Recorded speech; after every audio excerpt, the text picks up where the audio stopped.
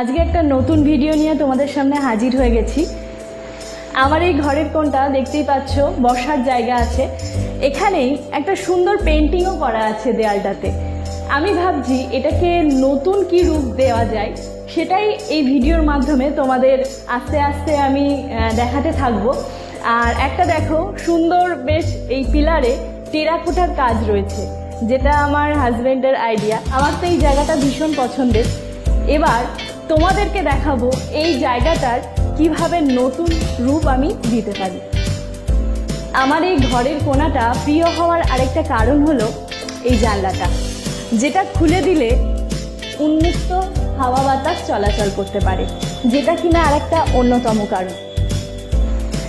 প্রথমে আমি আজকে মিস্ত্রি দেখে এই পর্দা লাগানোর দুটো রড আমি লাগিয়ে নিয়েছি। এখানে আমি পর্দায় লাগাবো, আর এই জায়গাটা একটা ক্রিয়েটিভ কিছু করার চেষ্টা করব। সেটা আস্তে আস্তে ভিডিও দেখতে দেখতে তোমরা দেখতে পাবে। ঘরের ওই কোণাটাকে সাজানোর জন্য প্রথমেই আমি যে কাজটি করব, একটা ওয়াল হ্যাঙ্গিং শোপিস বানাবো। তার জন্য কি কি লাগছে একটু দেখে নিই।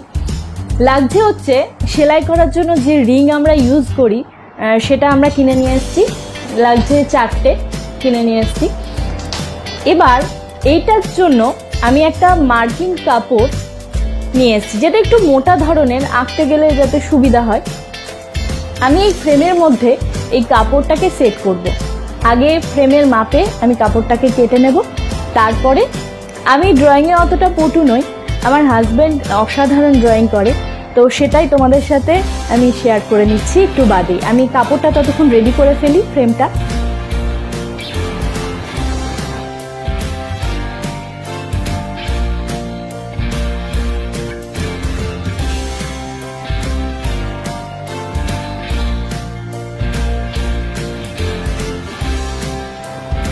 Frame ready.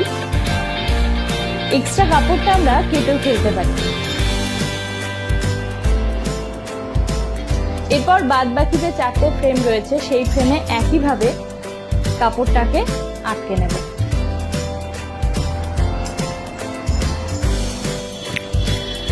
তোমাদের আগেই বলেছিলাম ড্রয়িংয়ে আমি অতটা পটু নই, তো আজকে ওকে ধরে বেঁধে সকাল সকাল বসিয়ে দিয়েছি ড্রয়িং করাতে। দেখিও কি আঁকছে, ওর কাছ থেকে একটু জেনে নিই। কি আঁকছো তুমি, বলো? অনেকদিন বাদে ধরে বেঁধে আমাকে ড্রয়িং করাতে বসিয়ে দিয়েছে। কিছু একটা করার চেষ্টা করছি, জানি না আলটিমেটলি গিয়ে কি দাঁড়াবে। না, ও খুব ভালো আঁকে, অসাধারণ আঁকে। আশা করছি খুবই ভালো আঁকবে। দেখা যাক কি করতে পারে তোমাদের জন্য। আমি অ্যাকচুয়ালি বেঙ্গলি এথনিক স্টাইলের কিছু পেন্টিং করার চেষ্টা করছি, কেননা দেয়ালে সাজানোর জন্য। তো ঘরের মধ্যে দেয়ালে সাজানোর জন্য আমরা যেহেতু বাঙালি, তো একটু বেঙ্গলি স্টাইলের কিছু পেন্টিংই করাটা বেশ সুন্দর লাগবে, তো সেটাই করার চেষ্টা করছি।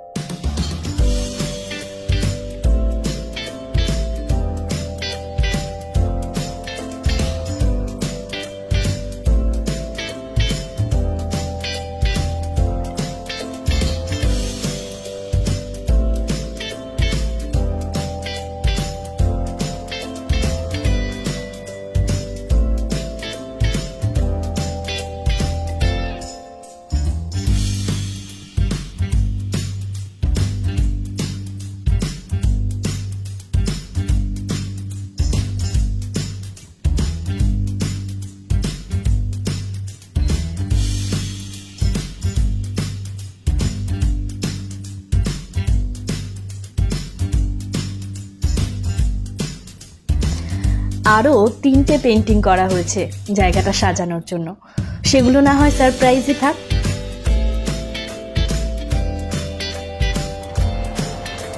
আমি এবার পর্দাটা তৈরি করে ফেলবো।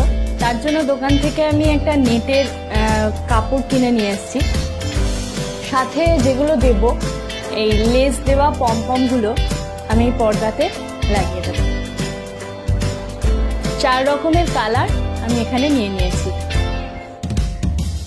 দেওয়ালটিকে সাজানোর জন্য বাহারি গাছের হ্যাঙ্গিং টব ঝোলানো হবে। সেই টবটাকেও সুন্দর করে পেইন্টিং করে নেওয়া হচ্ছে।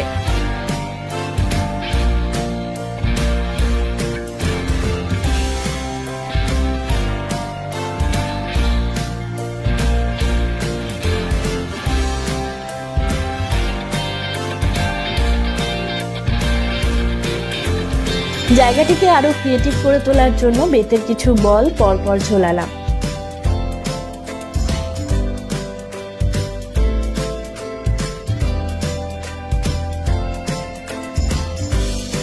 আর পর্দার রডটাকে ঢাকার জন্য আর্টিফিশিয়াল পাতা চেন ইউজ করলাম।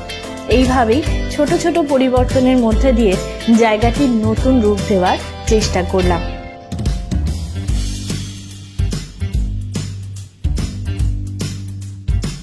আসুন তাহলে দেখে নেওয়া যাক কেমন হলো আমার নতুন বসার জায়গাটা।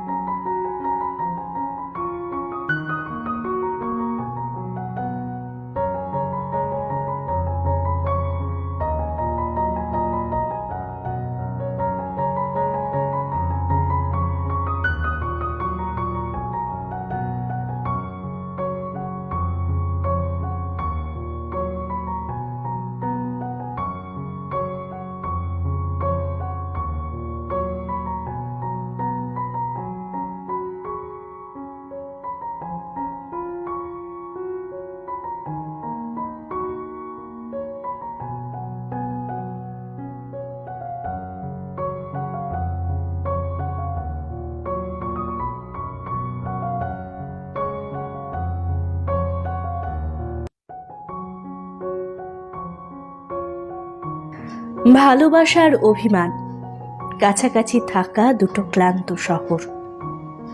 আমিও ভাবতাম ভালোবাসলে নিজেকে একটা শহর হতে হয়, যে শহরে ঝর্ণার মতো একটা নিজস্ব নদী থাকে। পথ যেভাবে নিজেকে বিছিয়ে দেয়, আমারও নিজেকে নিঃস্ব করার অভ্যাস হয়ে গেছে। কিন্তু তুমি কখনোই স্বীকার করনি অহংকার নদীর মতো সহজ। ভালোবাসা একটা আশ্রয়। আসলে তুমি আমার ঈশ্বর। তোমাকে ছোঁয়ার লোভ আমার কোনো কালেই হয়নি। শুধু ভাবতাম আমার দুর্বল নৌকাটা তোমার আদরের বাতাসে ঠিক গন্তব্যে পৌঁছে যাবে। কিন্তু আমাদের ঠিকানা আজ 2 মেরুতে। তবুও সমুদ্র যখন স্রোতের কাঁধে হাত বুলিয়ে দেয়, তোমার প্রতিটি অসুখের খবর পৌঁছে যায় আমার কাছে। তারপর অনেক রাত্রে তোমার ঘুমন্ত শহরকে আমি আদর করতে আসি। শুকনো ধুলোয় হাঁটতে হাঁটতে শুঁয়োপোকা যখন প্রজাপতি হয়ে ওঠে, জোনাকিরা আকাশের কোলে নিশ্চিন্তে মাথা রাখে, ঠিক তখনই পড়ন্ত বৃষ্টি তোমার ভেজা উঠোন নিকিয়ে দেয়, আর আমি রৌদ্রকে স্নান করিয়ে দিই।